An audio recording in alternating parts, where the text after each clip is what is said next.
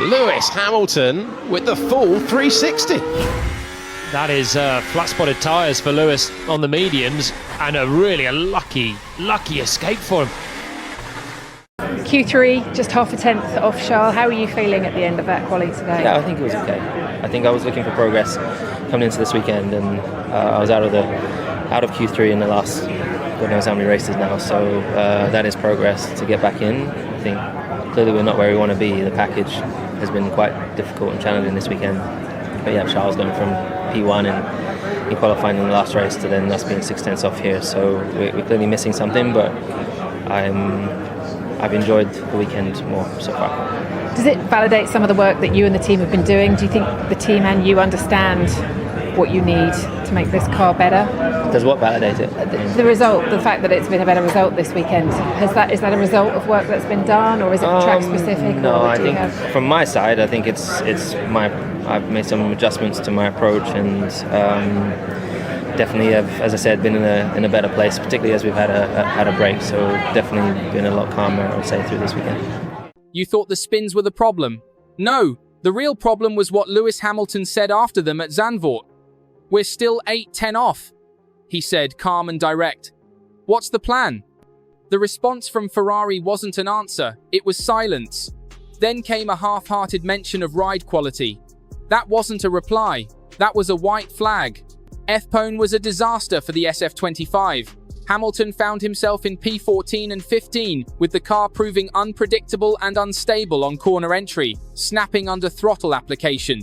The machine seemed to fight against every input, refusing to cooperate with one of the sport's greatest talents. But FP2 showed a glimpse of what could be possible. Hamilton climbed to P6, pushing the limits in a car that doesn't want to be pushed to those extremes. Before his second spin, Hamilton was up a tenth in Sector 2, with another 0.15 seconds coming in the final turn. The pace was there, the potential was visible, but then it was gone. Not because of a driver mistake, but because the SF25 doesn't trust the man inside it. The telemetry revealed a harsh truth. Before the spin, Hamilton was plus 0.1 in Sector 2, with the final corner showing another plus 0.15. That lap was alive until it snapped. The issue runs deeper than setup adjustments or driver comfort. "I don't care about comfort, I care about control. Let's stop pretending they're the same," Hamilton declared in the post-session debrief. This wasn't feedback, this was a warning delivered with the precision of a 7-time world champion who didn't join Ferrari to be told, "We'll get there." He came to win, and the team's hesitation was becoming a barrier to that goal. After FP2, the debrief wasn't technical, it was political. Inside that room, Riccardo Adami stared at the data while Hamilton stared at Adami. 8, 10, he repeated. Where are they hiding? No metaphors, no motivational speeches, just pressure applied with surgical precision. The SF25 remained built for someone else. SF20, set up safe, progressive, predictable. Hamilton's instincts demanded something different. Sharp, reactive, surgical precision. The problem became crystal clear. Ferrari couldn't serve both philosophies. When Adami hesitated to commit to a new direction, Hamilton delivered his verdict. "If you tune this car for comfort, you're tuning it away from victory." The message landed with devastating clarity. Adami didn't argue. He looked down and began rewriting the Saturday program. Ferrari claims it wants to win, but Xanvort exposed their fear of what winning actually requires. Hamilton didn't spin because he lost control, he spun because he was chasing it. The SF25 wasn't built for a driver like Lewis. Its DNA is stitched with caution. A rear that's soft, a front that hesitates, a balance that flatters average performance and frustrates brilliance. Leclerc fits it. Hamilton fights it. Friday night brought the demand no one anticipated. Unlink my setup from his. Not a suggestion, a demand, Hamilton stated with unwavering conviction. He wanted a new ride height model, a tighter rear differential, and changes to how brake energy recovery engages under load. Adami blinked, the room froze. Granting this request meant more than giving Lewis a new car. It meant admitting the old one was never his to begin with. Hamilton doubled down with characteristic directness. This isn't about balance. It's about belief. The moment those words left his mouth, The walls inside the garage weren't just thin, they were trembling. 2 Ferraris, 1 garage, and suddenly, one of them didn't feel like the real one anymore. The split had become inevitable, and Friday morning made it reality. Hamilton's SF25 rolled out with a different soul entirely. Low rake, aggressive turn-in, early throttle maps. This wasn't a setup tweak, but an identity transplant. In the strategy room, silence reigned until Hamilton delivered a line that sliced through the tension. "If I crash, it's on me. But if I compromise, it's on all of you." Everyone understood he wasn't driving for lap time. He was driving to take control. Leclerc's car remained within protocol, balanced and predictable, designed to finish races safely. Hamilton's machine was built to hunt. Adami, now fully aligned, adjusted communication patterns to match Hamilton's preferences. No delays, no strategy layer filters, real-time deltas, and live brake bias updates became the new standard.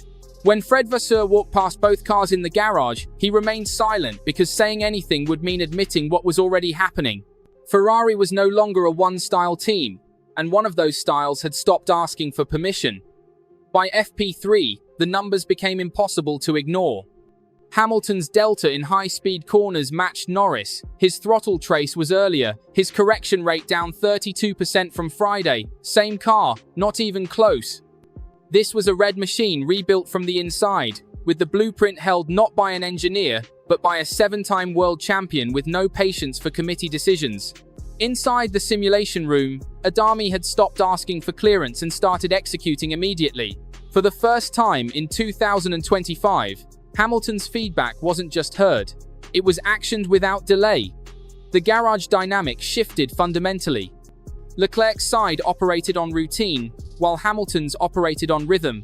When Lewis steps into a cockpit that obeys, the result isn't just speed, it's control, and control proves contagious. Junior engineers began pulling Hamilton's overlays first. Setup changes were mirrored, not from Charles to Lewis, but the other way around. That's how you identify a quiet coup. No drama, just data, and a shift in who the team believes will take them forward. Ferrari didn't plan to choose sides, but the stopwatch made the decision for them. By FP3, whispers had transformed into conclusions. Leclerc remained steady but static, while Hamilton was raw but rising. Inside Ferrari, engineers split into quiet camps. Some remained loyal to the established approach, while others began openly stating, "If Lewis makes this work, we follow him." This evolution extended far beyond one-lap pace. Ferrari wasn't just testing 2 setups, they were testing 2 futures. Riccardo Adami finally dropped his guard completely. His radio messages became tighter and more precise, abandoning vague optimism for real-time feedback delivered with sharp precision and trust. He wasn't managing a driver anymore, he was co-piloting a mission. When Hamilton returned to the garage after the final run, he didn't request delta comparisons. "We're close now. Let's finish it," he said simply. No celebration, no drama, just the clarity Ferrari hadn't heard in years. The fight for pole position represents just the headline. The real war centers on control and influence within the team. When Hamilton entered qualifying, everyone in the room understood this wasn't merely about lap time. This was about who Ferrari trusts when everything matters most. If he delivers results, they cannot return to the old setup philosophy. They cannot pretend the spin-filled Friday was merely a bad day. Ferrari spent a decade building systems designed to protect itself from chaos. Lewis Hamilton transformed that chaos into a weapon. As the SF25 roared out of the garage at Xanvort, pretense became impossible. 2 cars, 2 drivers, but only one direction remained viable because the setup split was complete, the data was conclusive, and Lewis Hamilton wasn't asking to lead Ferrari anymore. He already was leading them.